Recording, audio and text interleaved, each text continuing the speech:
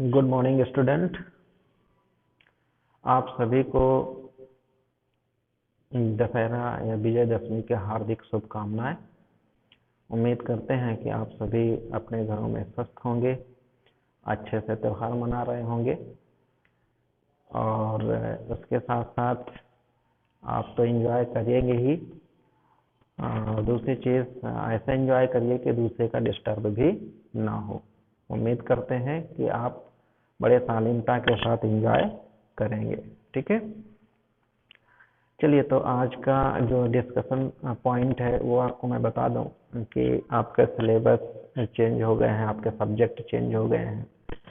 UGC के guideline के according अगर हम बात करें तो आपकी क्लासेस 1 नवंबर से हमें स्टार्ट करनी थी, लेकिन हम लोगों ने पहले स्टार्ट कर दिया क्योंकि बहुत सारे बच्चे बोलने लगे थे कि सर हमारी क्लास ऑनलाइन स्टार्ट करें तो हम कुछ पढ़ते जाएं, क्योंकि नए सब्जेक्ट हैं, नए स्ट्रीम पे आए हैं तो हमें कुछ प्रॉब्लम्स होंगी। तो हमने उसके पहले भी हमने बता दिया था कि हम आप लोगों की क्लासेस जल्दी स्टार्ट कर देंगे और आप लोगों के सजेशन के अकॉर्डिंग हमने क्लास भी जल्दी स्टार्ट कर दिया था। तो देखें तो उसमें मैथमेटिक्स और fundamentals of computer information technology की आपकी क्लास शुरू कर दिया था हम लोगों ने। और मैथ आप लोगों ने पढ़ा और फंडामेंटल्स ऑफ कंप्यूटर आप लोगों ने पढ़ा, तो लगभग ये एक यूनिट के आसपास पहुंच चुकी थी। ठीक है, अब वो सब्जेक्ट चेंज हो गए हैं तो अब आपको उसमें ये दिक्कत नहीं आने वाली है, क्योंकि बहुत सारे स्टूडेंट ये कहते थे कि सर हमने मैथ हाई स्कूल में नहीं लिया, 12th में नहीं लिया, इसलिए सर BCA फर्स्ट ईयर में फर्स्ट सेमेस्टर में मैथ है तो हमें थोड़ी सी प्रॉब्लम होगी। तो प्रॉब्लम्स जो अपने को समझते थे कि हमें मैथ में प्रॉब्लम होगी, तो इस सेमेस्टर से मैथ हट गया है। मतलब इस सेमेस्टर से क्या, आपके कोर्स से ही मैथ हट गया है और आपके सिलेबस नए सब्जेक्ट्स अब आपके आ गए हैं, तो अब उन बच्चों के लिए भी बहुत अच्छा हो गया जो थोड़ा सा डर रहे थे। ठीक है, यूनिवर्सिटी हर 3 साल में लगभग आपका सिलेबस चेंज कर देती है। तो ऐसा हमें भी लगा था कि यूनिवर्सिटी जब सिलेबस अभी 2017 वाला आया था तो 5th सेमेस्टर की अगर हम बात करें तो उसमें 5 सब्जेक्ट है और 5 प्रैक्टिकल होते थे, तो बड़ा थोड़ा सा प्रॉब्लम वाली चीज़ें होती थी कि 5 प्रैक्टिकल 5 थ्योरी यानी 10 पेपर, थोड़ा सा दिक्कत होती थी।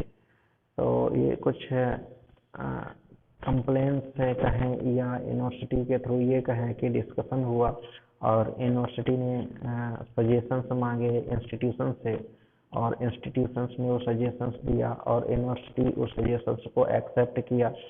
तो उसमें बहुत बड़ा धन्यवाद यूनिवर्सिटी का कि उन्होंने बच्चों का भविष्य को ध्यान में रखते हुए इन चीज़ों को समझा और जाना और उन्होंने सिलेबस को भी चेंज किया। ठीक है, आज अगर हम बात करें तो हर छात्र को जिस भी फील्ड में वो जाता है तो उसको बेसिक नॉलेज होनी चाहिए। अगर वो बेसिक नॉलेज नहीं रखता तो ये मान के चलो थोड़ी उसको प्रॉब्लम्स आती है, क्योंकि आप भी देख रहे हो कि जिस भी फील्ड में जाएं उस फील्ड में आपको नॉलेज रखना मस्ट हो गया है। ठीक है, ऐसा नहीं कि पहले नहीं मस्ट था, मस्ट मतलब कि अब आप उस फील्ड की पकड़ बनाए।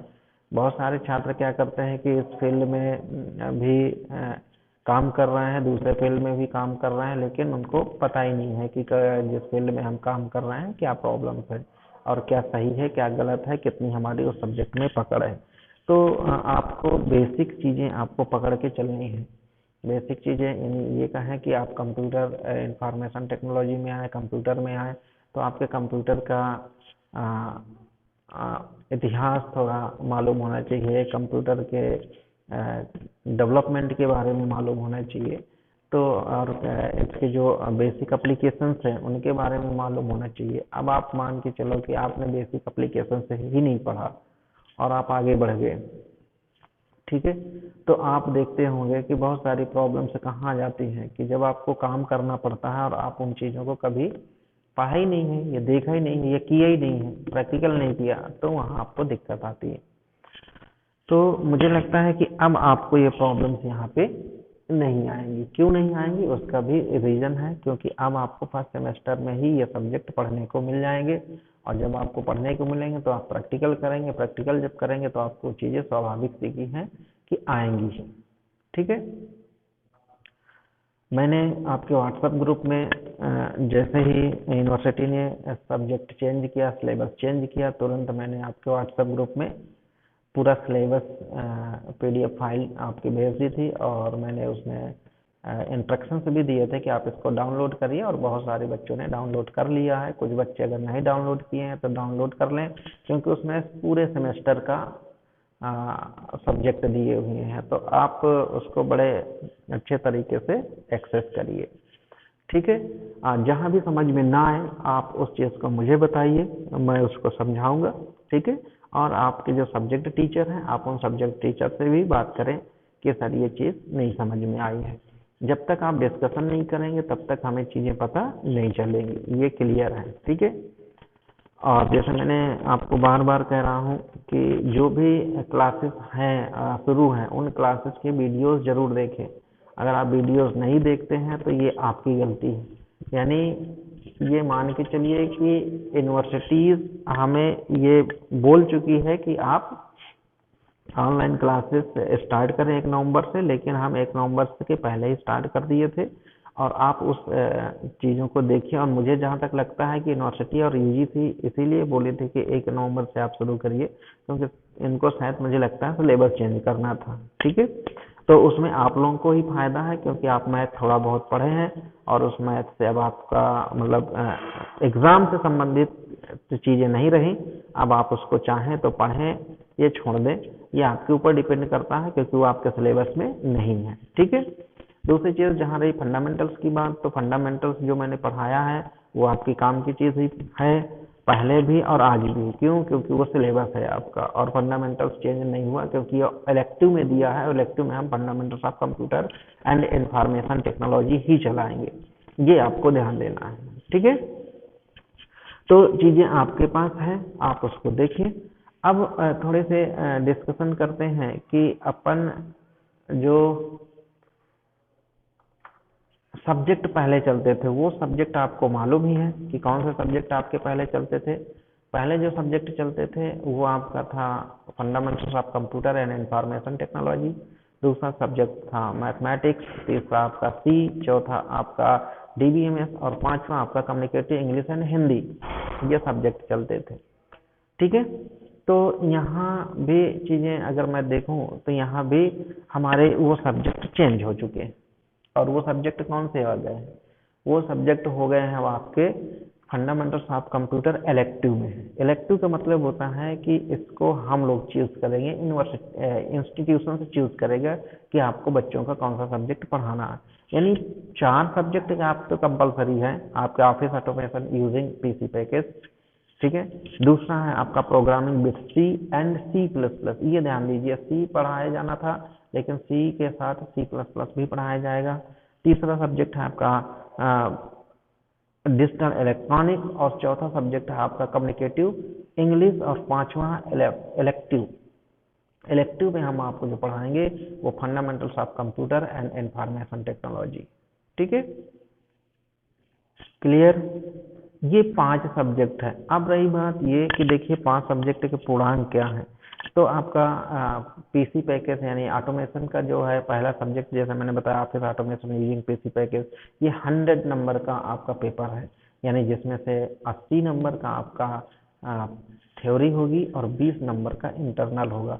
इसी तरह से आपका programming with C and C++, ये 100 नंबर का है, जिसमें से आपके 80 नंबर की थ्योरी होगी, 20 नंबर का इंटरनल होगा। तीसरा पेपर है आपका डिजिटल इलेक्ट्रॉनिक। डिजिटल इलेक्ट्रॉनिक की अगर हम बात करें तो ये आपका 100 नंबर का पेपर होगा, जिसमें से 80 नंबर की थ्योरी और 20 नंबर का प्रैक्टिकल होगा। फिर चौथा पेपर है आपका कम्युनिकेटिव इंग्लिश, और कम्युनिकेटिव इंग्लिश जो है आपका वो 50 नंबर का होगा। 50 नंबर में जिसमें से आपका 10 नंबर का इंटरनल होगा और 40 नंबर की आपकी थ्योरी होगा। इसी तरह इलेक्टिव में जो दिया है, जिसको हमने लिया है fundamentals of computer information technology, तो वो आपका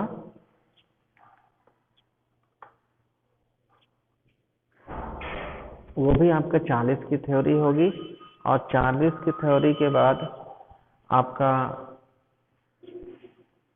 10 नंबर का इंटरनल होगा। तो ये आपको ध्यान देना है, ठीक है। यहाँ मैंने अपनी एक फाइल बना के रखी है, उस फाइल पे जैसे अपन दिए हैं कि जो इंट्रोडक्शन नाम की आपकी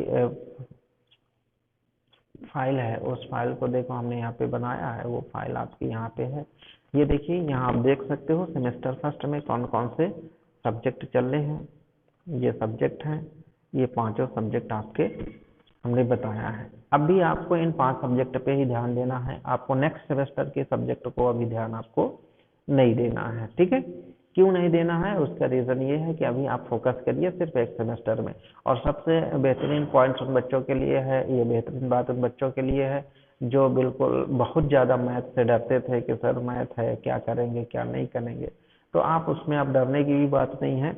और बहुत सारे स्टूडेंट ये किए हैं कि सर नवंबर और दिसंबर में तो एग्ज़ाम हो जाते हैं, अब हमें एडमिशन लेने से क्या फ़ायदा है। तो मैं आपको बता दूं कि ये पूरा सेशन लेट चल रहा है, ठीक है। कोविड-19 की वजह से ये पूरा सेशन लेट जा रहा है, और सेशन लेट जाएगा। यूजीसी के गाइडलाइन के अकॉर्डिंग देखा जाए तो मार्च में आपके एग्ज़ाम होंगे, और अभी आपके एडमिशन चल रहे हैं, ठीक है। तो इन चीज़ों को थोड़ा सा आप ध्यान दें। जो बच्चे एडमिशन नहीं लिए हैं वो ले लें एडमिशन, जहाँ भी लेना हो ले लें। अगर वो यहाँ लेना चाहते हैं तो ले लें, क्योंकि बहुत सारे बच्चे तो इस वजह से भी नहीं लिए कि सर मैथ है, मैथ नहीं पढ़ पाते हैं, हमने हाई स्कूल में नहीं लिया, इंटर में नहीं लिया, तो प्रॉब्लम आ रही है। तो ये मेरी वीडियोस देखिए, मेरी वीडियोस देखने के बाद आपको बहुत सारी चीज़ें क्लियर हो जाएंगी, और जो समझ में ना आए वो आप मुझसे डिस्कशन करिए, ठीक है। तो सोचना आपको है, करना आपको है, पढ़ाना हमें। जहां आपको प्रॉब्लम्स आएंगी वहां हम आपके साथ खड़े होंगे, लेकिन गलत पे कहीं नहीं, ये याद रखिएगा।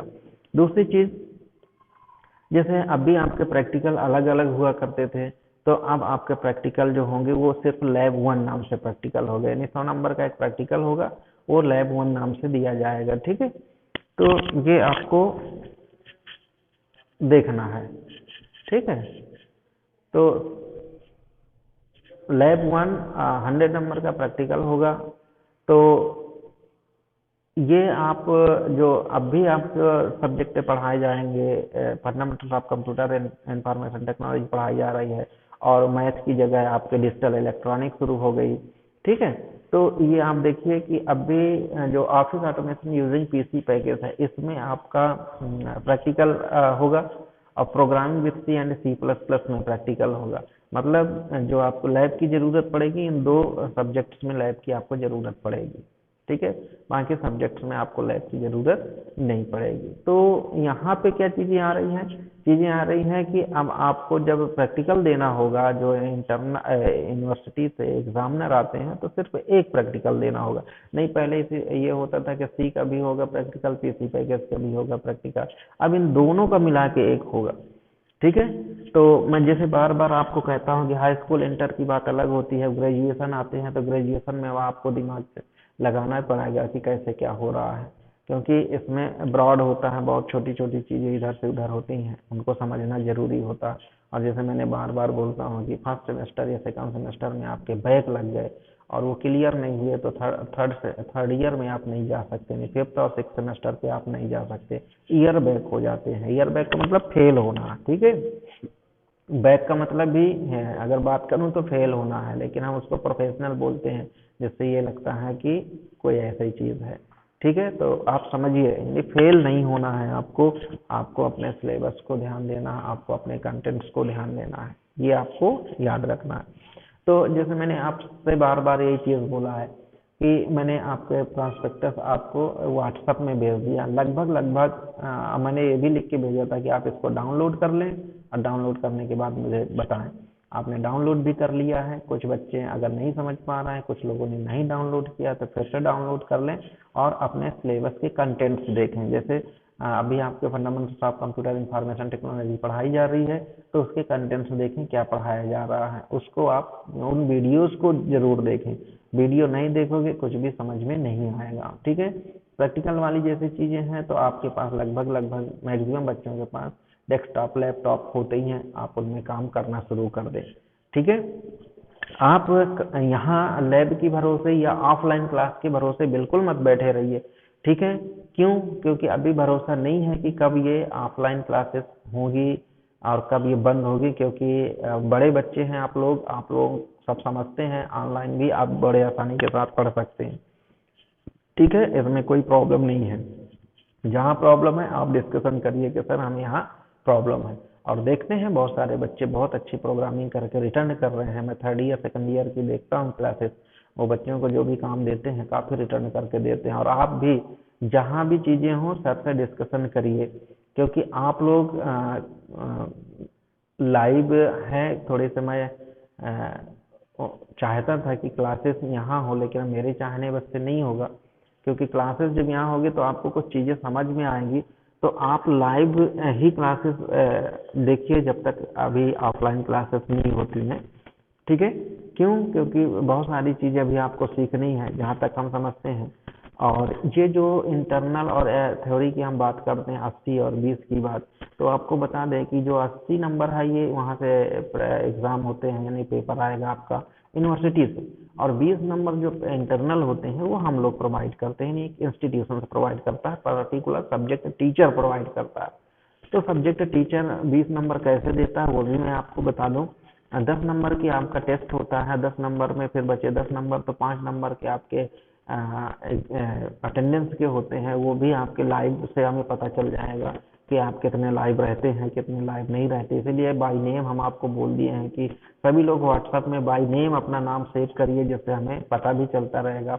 5 नंबर फिर हम आपके बिहेव का लेते हैं, असाइनमेंट और बिहेव का लेते हैं कि आप सर लोगों से कैसे बात करते हो, कैसे उठना बैठना बोलना, ये आपके तरीके कैसे हैं, क्या आपने कुछ चेंज किया या उसी तरह से बात करते हो। ये इस तरह से इंटरनल मार्किंग होती है, मैं आपको बता दें, यानी खुला खेल है आप लोगों के लिए। ठीक, तो आप समझिए इन चीज़ों को कि किस तरह से आपको कार्य करना है।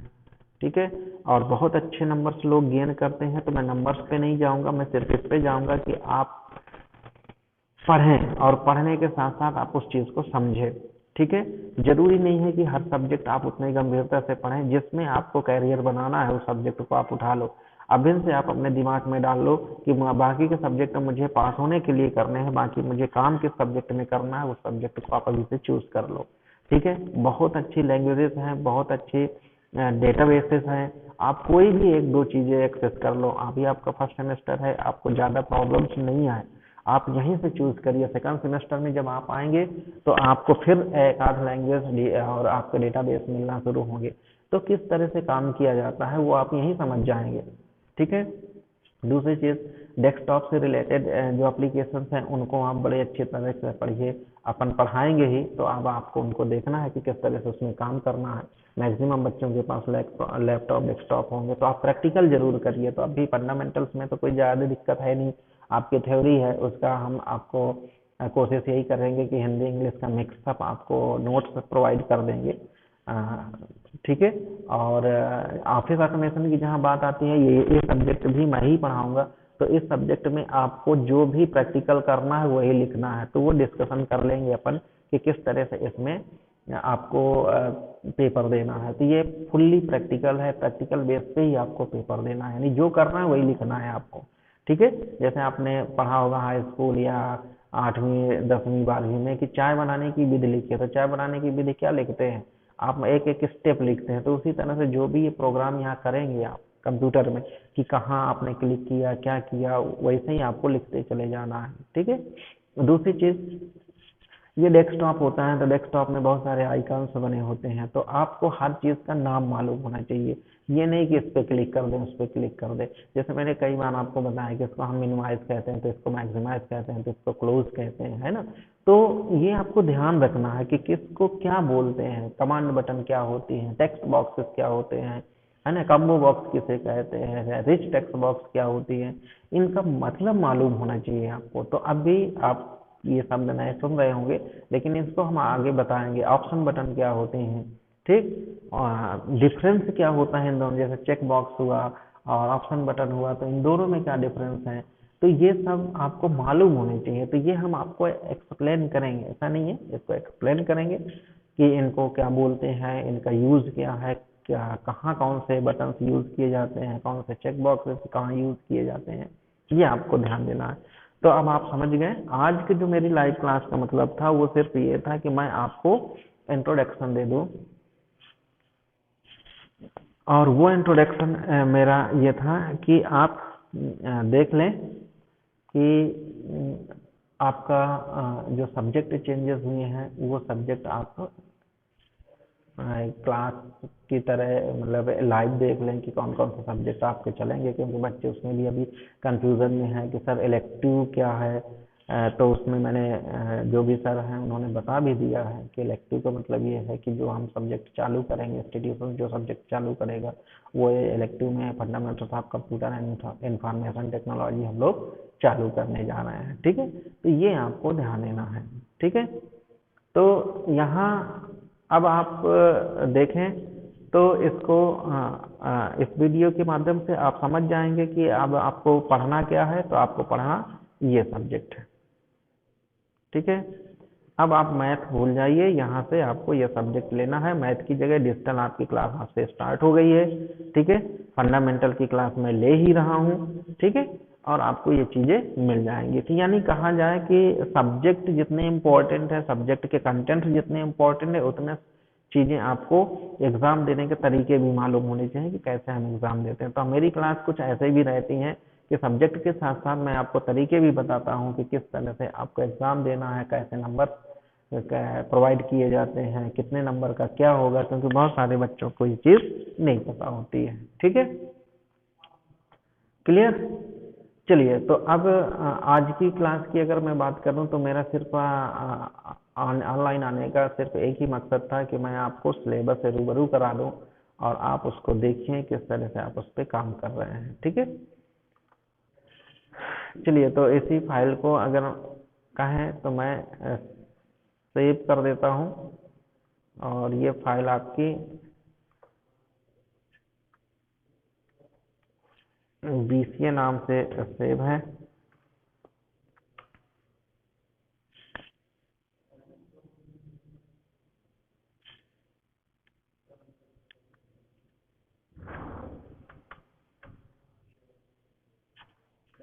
इसी नाम से सेव कर देते हैं।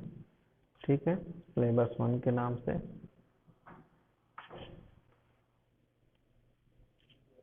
ठीक, इसको हमने सेव कर दिया। ठीक है, और यहीं से हम इसको क्लोज कर देते हैं। तो अब आपके आज की क्लास में यहीं पे समाप्त करता हूँ। पुनः मैं आपको रिपीट कर रहा हूँ कि आपको सभी को दशहरा विजयदशमी की हार्दिक शुभकामनाएं।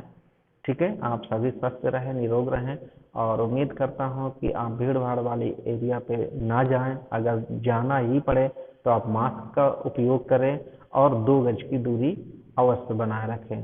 अगर आप स्वस्थ हैं तो सब कुछ सही है, अगर आप अस्वस्थ हैं तो कुछ भी सही नहीं है। तो उम्मीद करता हूँ कि आप मेरी इन बातों का पालन करेंगे। चलिए, थैंक यू, दैट्स ऑल।